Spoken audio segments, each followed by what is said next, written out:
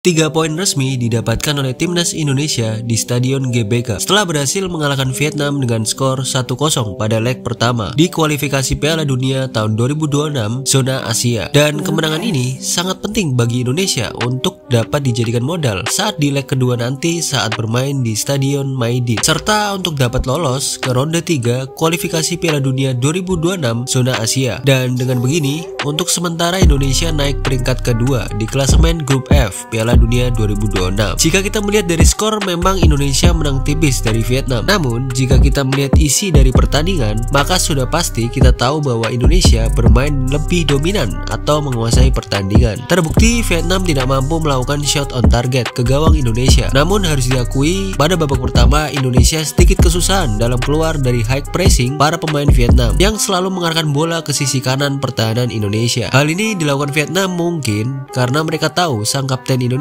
yaitu Asnawi sedang terkena akumulasi kartu, sehingga yang diserang adalah posisi pengganti Asnawi yaitu Yaakob Sayuri. Di sisi lain, pada pertandingan kali ini Vietnam di awal-awal pertandingan langsung tancap gas dengan melakukan high pressing karena skuad asuhan Philipp Truescher tampaknya sudah belajar dari kesalahan ketika di Piala Asia 2023 yang dimana saat itu Vietnam bermain dengan tempo pelan dan bertahan saat awal-awal pertandingan, dan alhasil Vietnam dikembur habis-habisan oleh Indonesia yang akhirnya kebobol melalui penalti dari Asnawi. Dan di babak kedua Vietnam mencoba bermain lebih agresif dan terbukti cukup merepotkan Indonesia. Seperti biasa, Coach Shin Tae-yong memiliki 1001 strategi yang sangat sulit ditebak oleh lawan-lawannya, di mana Coach Shin lebih bermain mengandalkan counter attack, dan seolah-olah sepertinya Coach Shin sudah tahu jika Vietnam akan bermain menyerang sejak awal pertandingan. Jika kita melihat sekilas, memang Indonesia menggunakan formasi 4-4-2, namun di dalam permainan tidak, di mana lebih ke formasi 3-4-3. Vietnam pun kesusahan untuk mencetak gol karena jarak antar lini sangat rapat, sehingga bola sangat sulit untuk dikuasai pemain Vietnam ketika sudah berada di setengah lapangan pertandingan. Harus diakui, kurang bagusnya kualitas rumput di GBK sangat mempengaruhi permainan dari timnas Indonesia. Babak pertama pun berakhir dengan imbang 0-0. Di babak kedua, sepertinya Coach Shin lebih ingin anak asuhnya bermain lebih menyerang dan berani memegang bola lebih lama, dan terbukti permainan timnas Indonesia di babak kedua lebih bergairah dan bervariasi. Para pemain juga tampaknya telah menyatu dari segi chemistry, sehingga Vietnam pun